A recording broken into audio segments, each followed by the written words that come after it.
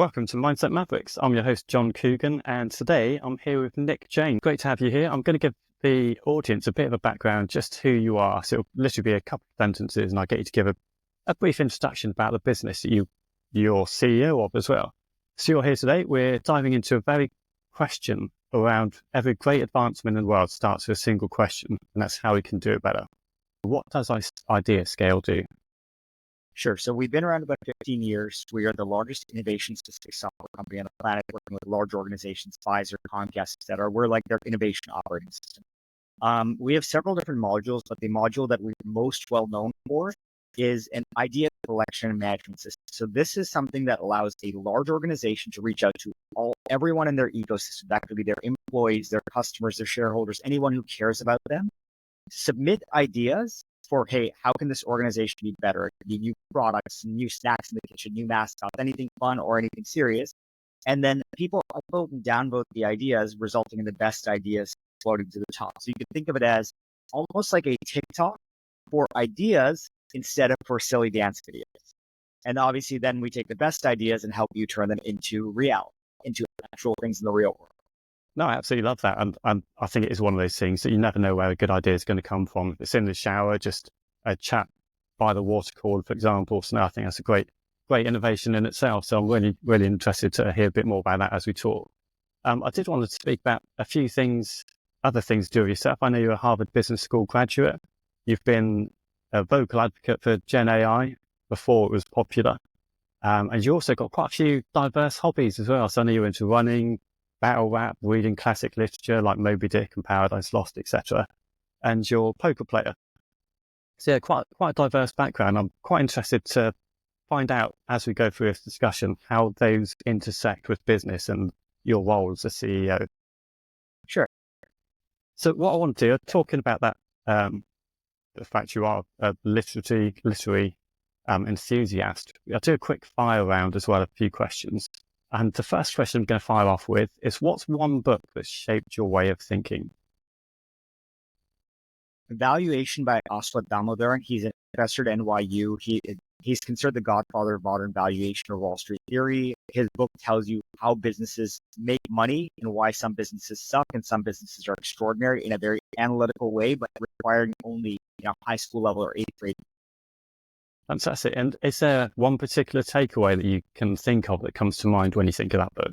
It is that every business can actually be quantified. People talk about, Uber versus McDonald's. These are very different businesses, but they can all be boiled down to the same mathematical way of thinking, which is really insane that, that you can take a shoe business, food business, a major tech company, and they can all be boiled down in pretty much the same way. Fantastic. And sticking with the mindset theme, I wanted to ask you, what's the first thing you do in the morning to set your mindset up for the day? Do you have a morning routine? So almost every morning I work out. That could be a run with the local running club. That could be just, lifting some basic weights in the house, something physical, right? And if I'm feeling lazy, it could be putting on a sweater. It's cold outside. I'll go for a walk. Something physical, even before I eat, even before I shower. Just getting my body moving. So is that a long-standing thing that you've done, or is it a new thing that you've embraced? Where's that come from? So I've been doing this more or less since I was around 14 years old. So what is that? Over 20 years now. Now, there were good periods in life where I got lazy and broke the habit, but always sometimes, I'll break the habit for a couple months of the year and then be like, I feel bad about myself and I feel so much better as a human being and so much better physically if I keep that as part of my routine. So I've tried to keep it for most of the last 20 years. Yes, there's so many benefits to it. And I think for me, certainly working out, it's one of two things. You either get that space to run through the ideas in your head and try and process whatever those thoughts are, or it's a time to completely switch off and you just forget everything, just have a bit of space and just have it as a bit of a reset button. So no, I definitely understand where you're coming from, the exercise in the morning. Couple of other questions. So what's a mindset myth you think needs to be debunked? Is there something that comes to mind? Sure. I think a lot of people attribute success to extraordinary talent. That, hey, someone just is, a genius mathematician or a genius artist. Or I think people underappreciate that the most talent or most successful people in almost any field of endeavor, professional sports, business, science, just work their butts off, right? I think people underappreciate just how much brute force and effort, what I call grind, goes into success in any field of endeavor, right? Everyone sees LeBron James, just crushing it in the NBA. People didn't see him, at 5 a.m. when he was in high school, shooting 2-pointers or doing drills, right? No one saw the thousands and thousands of hours that he put in. Yeah, and I'd imagine being a CEO as well, you probably had to work very hard to get to that position. And to actually get to CEO, can you think of a big failure that's come to mind and what it's taught you on your journey to becoming a CEO? Sure. So I failed at many things in my life. You mentioned Harvard earlier. I actually did not get into Harvard initially. I had to run a very big campaign to try and convince people to get me in. Number two, I've started a hedge fund that failed miserably. And kind of derailed my career. That was right before COVID too. So terrible time to have a business failure. IdeaScale, while it's doing well, there have been ups and downs. There have been projects that have failed. At IdeaScale, the big marketing campaign I personally ran on Google Ads just absolutely failed. It was our worst marketing campaign ever, and we had to shut down our Google Ads. So tons of failures along the way. The goal obviously is, or my philosophy in life is, failures are normal. You run in lots of experiments. You just want to create failures that don't blow up the company or your life along the way, right? You're going to fail, but hopefully failing in a way that doesn't, destroy your life, right? Yeah, I think one thing you mentioned there was about treating failure as an experiment, which I think is brilliant. It's not a failure, it's not a success. Yeah, That's what you do inside. Yeah.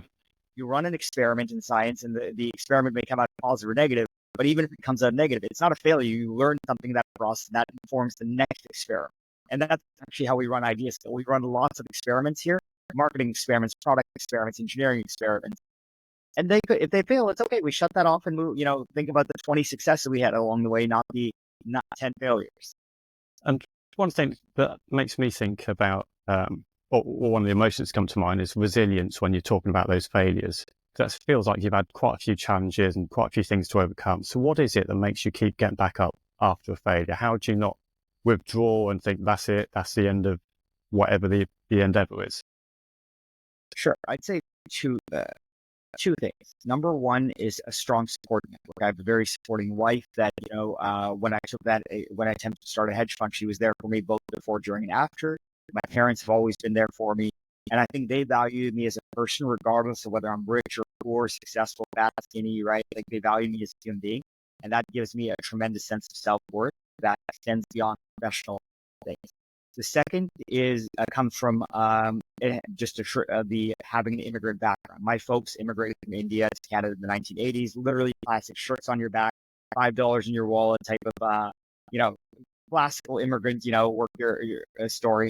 And when you go through that life, we had financial insecurity throughout my childhood, and yet my parents were just always thinking about, okay, making it through each challenge so we create opportunity for our children or our family in the future. And having that kind of, doesn't matter what breaks us down, we're going to push through this, if nothing else, then through brute force. And that mentality of brute force, again, what I emphasize is grind, has continued with me. That I believe that I may not be the most talented, I may not be the most intelligent, I may not be the most charismatic, whatever it is, hard work can compensate all of that, regardless of whether I am or am not talented, maybe in almost any field, even in depth. And sticking with the theme really about your childhood and upbringing, I'm always fascinated to hear people's stories. I know you've had quite an interesting journey working, I think it's in trucking, in quite a variety of backgrounds in fashion. So you talk us a little bit about your journey from childhood as an immigrant child and to where you are now. Sure. So I grew up, for the first 5 years of my life, I grew up in India, raised by a single grandmother in a what India would call a tier B or tier 3 city. So I had running water half an hour in the morning, half an hour in the evening. I remember as a 3-year-old kid, my job was to fill up, the tanks of water. So they're drinking water, showering water. Again, I didn't have to slog to the town well or anything like that, but still, like, very different than here, where we obviously have 24-hour running water. Grew up most of my childhood after that in Canada, in a small farm town, really pleasant, wonderful, safe experience. Phenomenal public education school system in Canada, so benefit from that. I did my education at Dartmouth College in the United States, which was a math and physics degree. Spent the first 10 years of my career on Wall Street as a professional investor, working in places like Bain Capital or Greenlight, doing big, investing for multi-billion-dollar deals. Did my MBA at Harvard, as you mentioned. And then for the last 4 or 5 years, somehow I've stumbled into the job of being what I would call a professional CEO. So either private equity firms or entrepreneurs hire me when their business is ready to go to the next stage in its growth. So if you have a business that's, become a $5-10 million business, but you need someone to take it to $100 million business, or if you have a $100 million business and want to take it to $1 billion business, I'm the guy people hire because my skill set is 2 things. Number one, I'm good at institutionalizing things, right? A lot of small businesses are not well institutionalized. They have a nice, flowing structure. They're very dependent on, one key person. I make it an institution. So that number 2 is I understand how businesses work really well and make money in a way that creates value for all 3 of the key constituents, which is your customers, your employees, and your shareholders. And I know how to create value in a way that all 3 of those parties win. And just what was it that attracted you to the innovation side? Because that sounds very much like that's what you're into now. So what is it about innovation that drew you to it? Yeah, I think I ended up at IdeaScale mostly because I got a lucky phone call one day, but there were 2 things that were really exciting about this opportunity. One was at a personal level. I'd been co-CEO a couple of times. This was the first opportunity I could just be CEO and demonstrate, hey, I can do this by myself, really. So that's obviously a tremendous personal, professional opportunity. When someone gives you that call, it's hard to say no. But then secondly, for IdeaScale specifically, I really like what their product is. One of my frustrations throughout my career has been, hey, no one cares what my ideas are because I'm a junior random kid. No one cares, right? It's only the boss's boss idea that matters. Whereas I thought, hey, if my idea is better, it should win. It makes everyone better off. Why is no one listening to me? And again, some ideas were stupid ideas, but the general concept that the best idea should win, regardless whether it comes from someone senior, someone junior, someone on the other side of the world, that always frustrated me throughout my career. And IdeaScale's product aims to solve that problem because we shift from we help organizations shift from a culture where the loudest or senior most voice matters to a culture where an idea meritocracy flourishes. And I think that's really, really cool for me personally because it addresses the personal frustration I've had. But then I also believe it's very, very powerful for large organizations which struggle with having the best ideas win rather than the loudest ideas. And talking about your background, you've had, we've mentioned trucking and fashion, etc. How has that diverse background assisted in the role you're doing now? Sure. So I think this is the 3rd company I've either co-led or led. And I've realized many people grow up in just one company or one industry. By virtue of having been in a couple different industries over my career in very senior roles, I think I've realized number one, there's some consistent similarities across organizations. So every organization needs to have a product or service. They need to have an HR department, a finance department. So there's certain functions that are persistent or continuous across organizations. Secondly is, going back to that book recommendation I gave, is a book you can understand how a business makes money, whether that be a trucking business, a shoe cut business, a finance business, a software business. And being able to distill that down, especially have your senior staff distill that down and understand that very deeply, is important. And number 3 is the kind of softer side of things, right? At the end of the day, people, whether you're working in finance or healthcare or trucking, people are people, and the way you get people motivated and excited is actually really, really consistent, right? One of my mentors taught me what I call the 4 Gs of human motivation, or what he called the 4 Gs. I'm stealing it directly from her. First is people are motivated by gold, basically money. Guts, just to show they can to themselves. This is why people run like ultra Ironmans. Glory, to brag to other people, or for the common good, right? They just want to do well for humanity. And learning that and really believing it, that you need to motivate people. No matter how good you are as CEO, you are relying on hundreds or thousands of people. So you need to motivate them all. And realizing that you need to motivate them differently using the 4 Gs or some other framework is really powerful. And that's how consistent across the industries I've worked at. And obviously I've gotten hopefully better at doing so because I think I underappreciated that in my first 2 leadership roles. And having been a leader in a number of companies, is there one particular piece of advice you could say that makes a great leader from your experience? I think having no ego.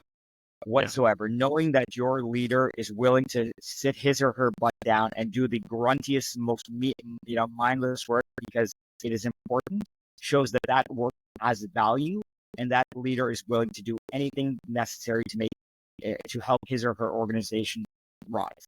I think that's incredibly motivating to people when they realize that nothing is below their CEO. And I think it ties in exactly with what you were just saying about anyone can have a great idea and what IdeaScale's do. And it's everyone's got a value, everyone's got a part to play in a business, and you never know when those great ideas going to come from. So I think that's great advice about not having an ego. You've been quite vocal about generative AI and being quite passionate about it. Where does that interest come from for you? Sure. So it comes to two levels. Well, it comes from realizing the power of these technologies really, really early. So I had this crystallizing moment about a year and a half ago. So Gen AI has been out for about 2 or 3 months. I played around with it. Oh, it's a cool chatbot. Great, right? I had the same experience everyone else did. Cool chatbot. And then I did something that made me realize this thing is insanely transformative for how organizations should work, which was I'm sitting in a bar waiting for my wife to finish up her work, and she's up in the hotel room finishing up her work. I'm down in the hotel bar in Amsterdam. I'm ready to go. I'm having a beer and pizza, right? So not very focused, but I just have this thing. I've got an hour to kill. IdeaScale has no social media marketing friend at all, right? We don't have an employee dedicated to social media marketing. None of that. I'm like, okay, I've got an hour to kill. Let's see if I can, try this generative AI stuff to do social media.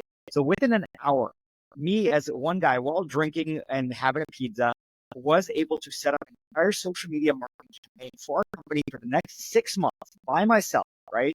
And I know nothing about social media, or did not back then. Yeah.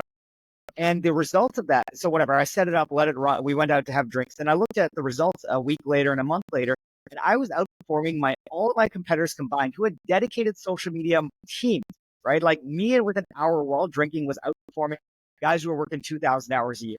And that is mind-blowing, that the level of productivity this can have. So really that I basically said, like, this is one of the few things I'm just going to force everyone in the company to learn.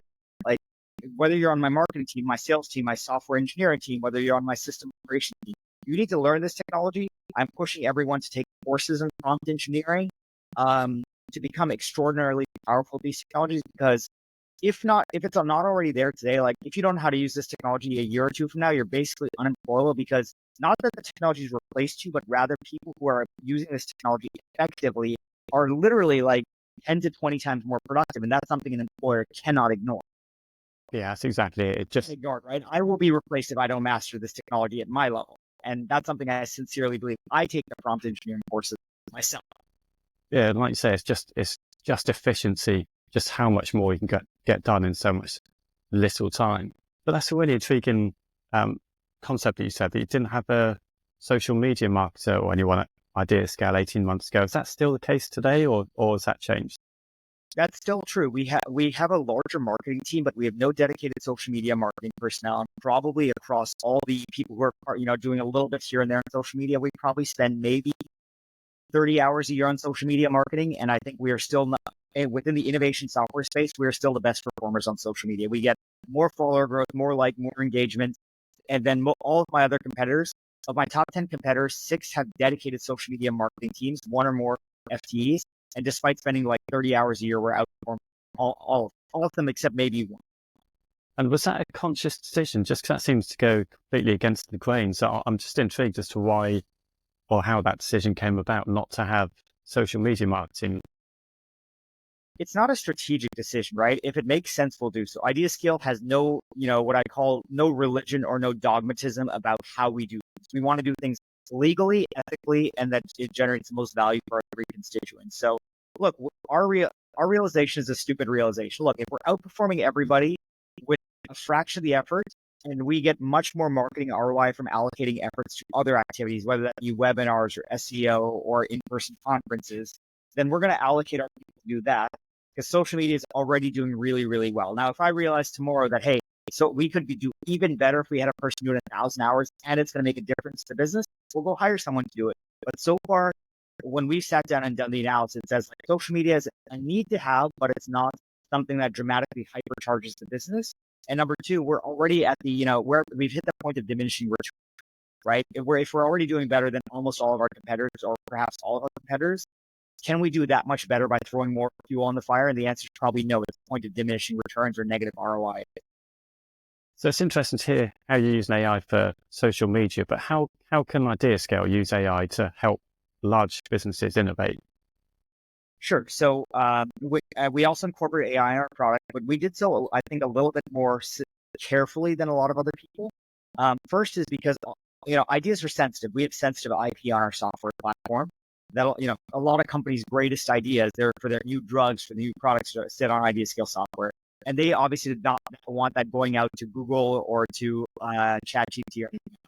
That was number one. We were a little bit more careful about, not using AI too much because our customers were concerned about the privacy of the data. But the second was we wanted to be very careful about how we used AI in a way that augments human ideation and creativity, not replaces it. So the first phase of our AI implementation was very simple. It just helps you sound and more intelligent. Because one of the things we realize is when people are talking about their ideas, not everyone is great at English, or even if they're great at English, they may have stage fright, or they may feel like, I don't use big, 10-letter fancy words. I'm going to sound stupid. So what we did was the very first implementation of our AI tool, or AI into our technology, was you, John, have your idea. AI will just help you sound smarter so you don't sound dumb in front of your colleagues. It'll help you be more articulate. Very simple, but very, very powerful, because stage fright is a real thing that inhibits a lot of human beings from sharing their ideas because they're ashamed that, hey, I don't sound smart. That was the first iteration. That's been around for over a year now. I think our customers love it. The bigger iteration is coming out in about 2 or 3 months, where we've said, look, ideas are fundamentally qualitative data. Analyzing qualitative data is difficult. Numbers are easy. You add, subtract, divide numbers, you calculate ratios, you draw graphs. How do you visualize or analyze qualitative data? So this is coming out in approximately December of this year, but we're applying AI to analyze all the qualitative data that exists for our customers, allowing them to figure out themes, trends, ideas in a way that is much more scalable, because you can't read 1,000 or 10,000 ideas as a human being, but guess what? AI can, and AI can absorb that data, analyze in a way that human beings would, really struggle. And just sticking with IdeaScale and how the actual process works, I'm intrigued to find out, is that something you can use as a standalone product, or is it more of a consultancy which is done in collaboration with your team, or what's the actual process? Software company. We do not offer consulting services by design. There's other great consultancies out there, both large major ones like McKinsey's and Oliver Wyman's of the world, as well as smaller boutiques. We don't do any consulting. It's a standalone software solution. You can go to ideascale.com. If you're less than 100 people, our software is completely free. It takes 2 seconds to set up, entirely online, no downloads or anything. But it's a standalone solution. Obviously, it integrates with other technology. So if you need to integrate into your project management solution, or your whiteboarding solution, your financial solution, it integrates. But as a software suite, it's standalone, no different than like Microsoft Excel is standalone, or HubSpot is standalone, or pick your favorite piece of software. Yeah. And one of the things you've spoken about, I know you mentioned it a few minutes ago, is creating win-win-win scenarios for all stakeholders. And I know that can be a very tricky thing, especially when you've got investors who are after one thing, you've got your customers and employees. So how can you go about balancing those needs of all those competitors? Sure. So I view it, the analogy I like to use is a stool, right? A 3-legged stool. You cut one leg off of it, and it may balance in what's called, in physics, we call an unstable equilibrium. It'll last for a little bit, but eventually the smallest gust of wind will blow it. And that's really important. That's analogy holds true for business, right? You have your customers. You need to sell them something that creates value. You need to pay your employees so they actually hang around and are productive and don't leave you for somewhere else. And you need to generate value for your shareholders, because if they're losing money, eventually they stop giving you money, or, they fire you and replace you with another CEO, right? So that is my core job. One of my core jobs as a CEO is to make sure I'm aware of and addressing the needs of all of those 3 people simultaneously. If I'm failing at any of them, again, I may last for 3 months, 6 months, whatever, but eventually companies blow up. Companies that mistreat their customers, mistreat their employees, or mistreat their shareholders, they are doomed to failure. So I don't view it as a difficult challenge. I mean, technically it's difficult, but rather than a difficult challenge, I view it as an absolute necessity, right? Getting the right nutrition into your body may be difficult, but it is necessary if you want to live. right? And that is true for a company. If I don't balance these three constituents, either I'm gone or the company's gone, and both are bad out. And when you come to making decisions, you said CEO is quite a challenging role to be in. How do you actually make those difficult decisions? Do you have a set process you run through, or tips or strategies that you use to make those difficult decisions? Sure. So I'm a principles-based leader. Some people lead in different styles, right? There's more charisma-based leadership. There is vision-based leadership. I'm a principles-based leader. At IdeaScale, I think that there's a few principles we've laid. Number one, what is our mission statement? We want to be the innovation operating system, any large complex organization anywhere. We have a clear vision. Number two is decisions at IdeaScale are made with basically two principles in mind. Number one, is it legal, ethical, and does it create value for our constituents? And number two, is it ROI? So every employee in the company has been told, here is how we make return on investment positive decisions for IdeaScale. So whether that be a marketing decision, HR conference we want to attend, a training for employees, a new product feature, there's a mathematical equation that if the number comes out positive, we do it. If it comes out negative, we don't do it. And it's not a matter of opinion. I mean, we may debate about the assumptions that go into that equation, but if the number is negative, everyone at the company knows we won't do it. And if the number is positive, everyone at the company knows Nick may not like it, but if the number is positive, we're still doing it. So my opinion does not matter, because the principle of how you run a company is fundamentally superior to any, gut feel I as, CEO. So this is not a company that is run by Nick Jain. It is run by fundamental principles on how you make good decisions and create value for your customers. And with IdeaScale being an innovation company, how do you actually foster innovation within your own teams at IdeaScale? Sure. So I love that question. So firstly, we use, as one of my colleagues says, we drink our own champagne. We use our own software in-house. So when we make, you talked about how you just asked me about how we make decisions at IdeaScale, all the ideas, whether it be technical engineering ideas, product ideas, marketing ideas, our new mascot, which we selected about a month ago, all of those are open decision-making forums within the company. And some are, by the way, open to our customers too, where if you go to ideas.ideascale.com, customers can, or not just customers, like anyone in the world can submit ideas for how we make our company better. Those ideas are voted up and down. My ideas are frequently voted down to the bottom because some people think, hey, Nick's ideas are stupid. Hopefully some of my ideas are good and get voted up. But this is a company culture where people feel comfortable saying Nick's ideas are stupid and voting them down, even a CEO. And conversely, junior people's ideas float to the top. And guess what? We do those ideas. So we are innovative because we rely on the best ideas and an objective idea meritocracy, not like a, command and conquer. Nick makes arbitrary decisions based on his feelings. One of the things that I really believe in business is for people to feel valued and be part of the team. They have to have a meaning within the team, have to feel safe, whether that's psychological safety, physical safety, and have the resources to do it, whether it is software or whatever it might be. But how have you seen actually giving meaning to people and giving people the power to make those kind of ideas come to life? How have you seen that change the culture? Sure. So a few things. Number one, as I just said, we're a decentralized decision-making organization. So there's a lot of latitude. And even if someone doesn't have the technical authority to make a decision, they know that if they have a good idea, because this framework's very obvious, if they have a good idea, all they have to do is float it up to their boss or their boss's boss, and it gets done. So you may not be able to spend the money yourself, but if you know you have a good idea, that money will be spent, or that project will be done, or that feature will be created, right? That's number one.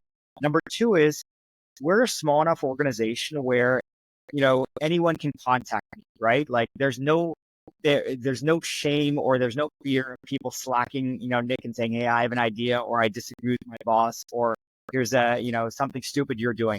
People tell me I'm doing something stupid all the time, and my reaction is, okay, great. I'm going to tell me how I can fix it, and I will go fix it. And so it creates a very safe culture where you have direct access to the CEO. Also, that decisions are not made capriciously or arbitrarily. In a lot of organizations, you're kind of at the whims of your boss or your boss's emotions. If your boss had a crappy day, they may take it out on you. At IdeaScale, we try very, very hard that this is a rational organization. We treat people, our employees, and our customers with dignity and respect, and we really let the company be run kind of on a best ideas basis, not a ego or hubris or Nick having a bad day basis. If I have a bad day, guess as a matter of professional regulation, I will just check out for a couple of hours till I'm calmed down, because I don't want to ever have that be affect the safety or trust that my employees have in me. And with the ideas that are being created, are they submitted anonymously? Is it all with names? I'm just intrigued as to if that has much of an impact on to what gets. So that's configurable in our software. We recommend, and most of our customers follow this recommendation, that you allow employee or your submitters to have the choice to submit anonymously or not. So for example, if you go to ideas.ideascale.com, we've left you the choice. You, John, can submit under your own name, or you can say, check the anonymous box, and it's totally anonymous. No one knows. I can't even go into some backend and discover it was you. So actually, sometimes, for more sensitive ideas, I submit them anonymously. Sometimes I submit them under my own name, and I flip back and forth depending on the type of idea it is. I was just wondering if you've done any blind testing to see if there's a difference in the reaction you get. Have you done anything like that? For us, no. Again, I actually, the reason I submit a lot of ideas anonymously is because I want to do that blind test. Yeah. Hey, are people voting for Nick's ideas? But at IdeaScale, I can confidently say, look, our culture is strong enough, and our belief in the idea meritocracy is strong enough that no one cares whether it be Nick or Meinl or Laura or John, the best idea. At other organizations where there's less of that trust in the idea meritocracy, or you met your boss, I think there's probably more of an impact or more of a positive impact of submitting anonymously. Hopefully, we encourage all organizations to culturally move to the point where your name doesn't matter, what you look like doesn't matter, your funny accent doesn't matter, right? It's the idea. I don't think all organizations are there, which candidly is good, because that's why we exist. We're helping them solve that problem. If they solve that problem, then I don't have a business. But IdeaScale, fortunately, is a very strong place where ideas matter, and there's very little ego about where the ideas come from. And how have you personally got to that place of leaving your ego at the door? Because it can be quite difficult if you're having your ideas, especially when you're seen as a leader and somebody in charge. How have you got to that place where you're not taking it all personally?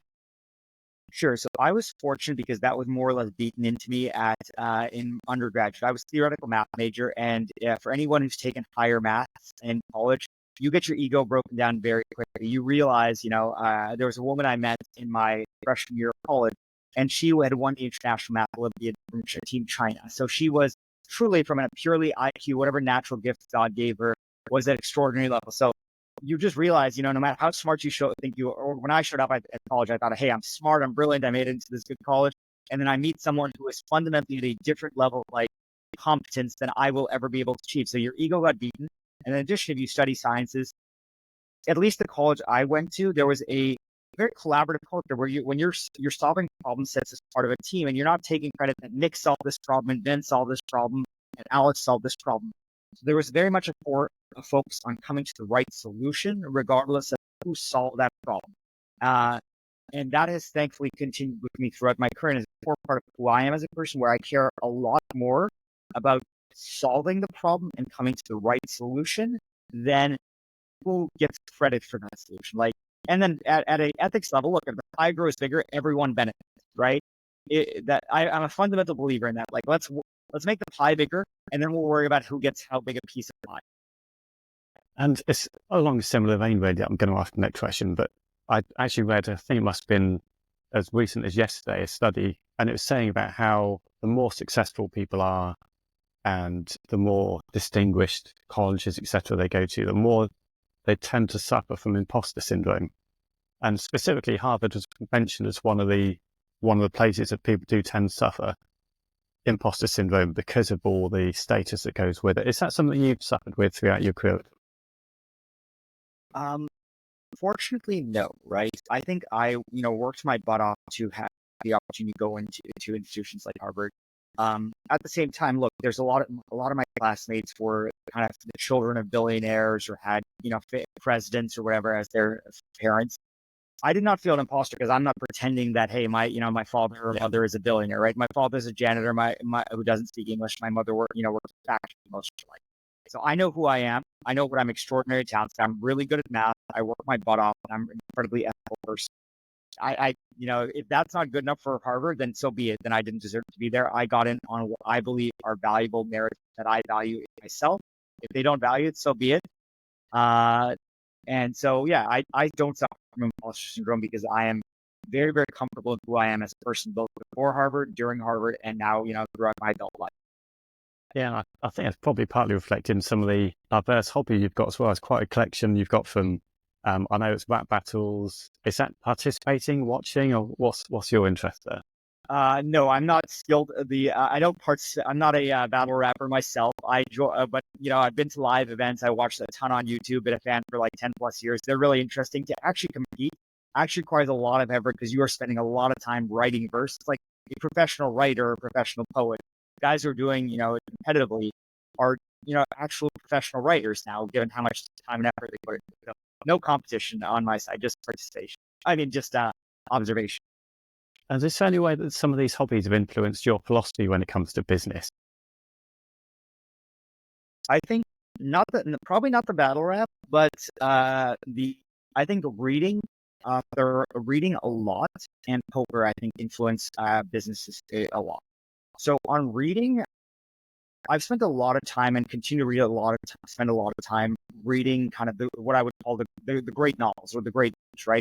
And not just English, but at least the translated versions of other languages. And I think the value of that firstly is you gain a sense of a broader sense of the universe and of humanity, right? So by reading, let's say, Paradise Lost, you get a sense of, hey, somebody wrote something incredibly beautiful that I can't accomplish, and at least I can gain an appreciation for this transcendental beauty. Reading the novels of, a different culture give you an appreciation for the way different organizations or different cultures fundamentally think about business, right? So like my family's originally from India. I have probably a greater appreciation for India than the average person living in the Western world. So, but Matt, I have no appreciation for the cultures of China or Japan. And so by reading their literature, I think I gain an appreciation for how they think about the world a little bit more. And that certainly matters on how you deal in business. The way I would do business with somebody from America versus the UK versus China versus India versus Japan, fundamentally different. And I'm not just talking basic things like handing a business card with two hands, but the value systems are actually different. And I think that's important to understand and affects the way I do business with folks from different parts of life. And then I think for poker actually is pretty much synonymous with good executive decision making. It forces you to be analytical. Poker's a lot about math. Any good executive better be good at math. And if they're not, like, I don't trust them to manage my money or my company or my. Number two, it forces you to think about risk. In poker, you can make the best possible decision and bad luck can still screw you, right? You can have the best hand possible and one more card can come and just make your opponent absolutely destroy you. And that's true in business too. You can do everything right. You can have a great product, great marketing campaign, and COVID happens. You just have to be prepared and run your business in a way where you can handle downside risks, especially those that are out of your control. Number three, it forces you to be kind of emotionally self-modulating, right?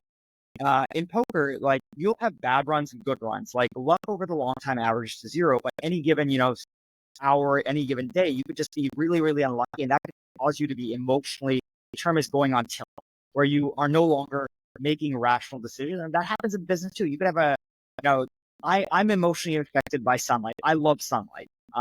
So if it's been gray for a long time, I know I'm not as happy and not as making as good decisions. I need to put on a sun lamp, or go do something that re-regulates me. I think poker teaches you that very, very painfully, that, hey, you need to emotionally regulate and be aware of when you are on tilt. And if you are on tilt, walk away. Just go do something else till you're centered. And I certainly try and do that at CEO. If I'm not being productive, or if I feel like I'm acting from a place of emotion rather than rational thinking, I just stop working, because I know I'm making bad decisions that will negatively impact my constituents. I think that's some great advice. And I think two things in particular I like was the idea about learning about other cultures when you are doing business. And it is those little subtleties, especially when it's so global. And like, we're speaking now from a couple of thousand miles away from each other, and that's just happening more and more. And I think the second one was around what I tend to see is where CEOs, founders, companies will see that company as part of themselves. So if it is having a good time, if it's doing well, they're on a high. If it's doing badly, then suddenly whole mood shifts, can go into depression. And it's just having that connection between how they're feeling and how the company's doing. So I think it's great that you're taking that more of a different approach to it, and just separating yourself from how the business is doing and just seeing it a bit more stand backish and objectively. Thank you. Yeah, no, look, I matter to the business. I care a lot about the business, but I know that I need to separate myself from the business because one, if you end up in a feedback loop, then that's really, really negative stuff. Yeah. So talk about innovation, which we have done throughout this show so far. I know you've mentioned some of the things that happening with IdeaScale in the next few months. Where do you see IdeaScale going in the next 5 years, like medium to long term? Sure. So I think we're doing two things that are over the long term. Number one is we started expanding globally earlier this year or around January. So really prior to 2024, we were a Anglo-Saxon focused company where we were focusing on the English speaking countries. We didn't have a lot of language skills, a lot of cultural competency and other ways of doing business. In January, we started expanding globally. We hired people in Latin America, Spanish speaking Latin America, as well as Portuguese speaking Latin America, in South Africa. We started expanding our business operations in the Middle East, and we had a person in Switzerland, a bunch of people in Asia as well.